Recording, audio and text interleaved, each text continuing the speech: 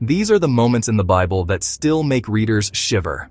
An ancient text, filled with wisdom and hope, also contains passages of profound darkness, tales of destruction, sacrifice, human cruelty that echo through millennia.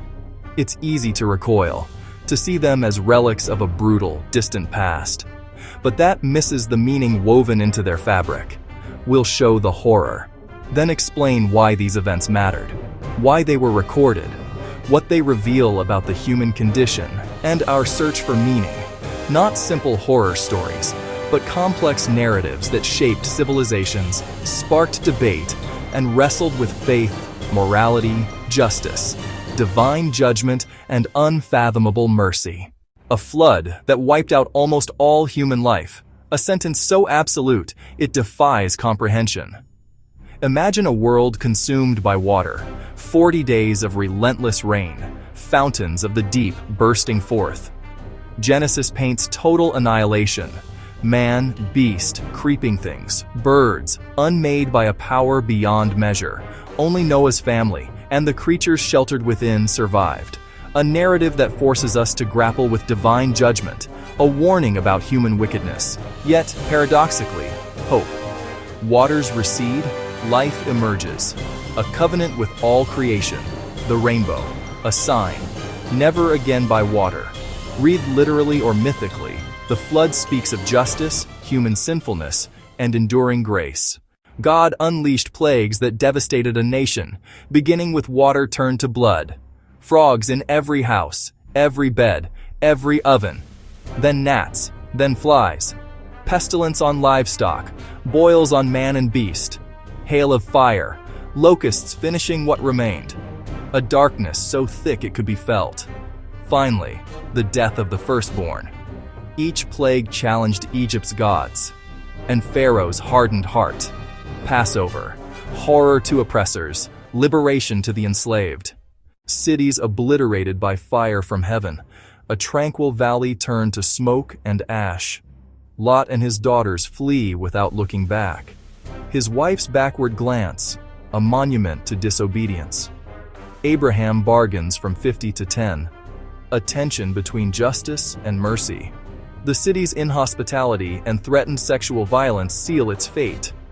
Long read as a sexual condemnation, many now stress arrogance, abundance, and neglect of the poor.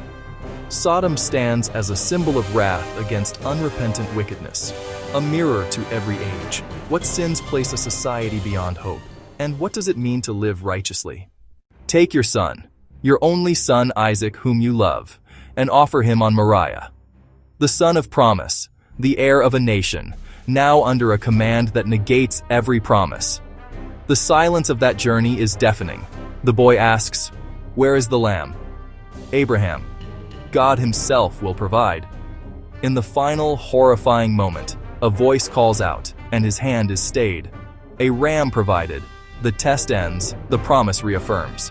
Faith proven, yet the trauma lingers, a crucible of ethics. What kind of God commands this? What does obedience cost? A brutal assault in Gibeah, the book of Judges at its bleakest. To save himself, the Levite casts out his concubine.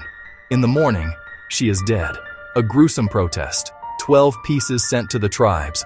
A call to arms. The tribes demand justice. War erupts against Benjamin. After heavy losses, Israel annihilates the cities. Men, women, children. Benjamin is nearly extinguished. A portrait of moral collapse. Hospitality failed. Justice perverted. Bonds broken. Entry into the land. A story of fulfillment and brutal conquest. People, livestock, property, utterly destroyed as a divine command. Not to siege engines, but to trumpets and shouts. Then the sword. Men and women, young and old, even the animals, devoted to destruction. Portrayed as holy war. A purging of idolatry to preserve purity. Many argue ancient hyperbole.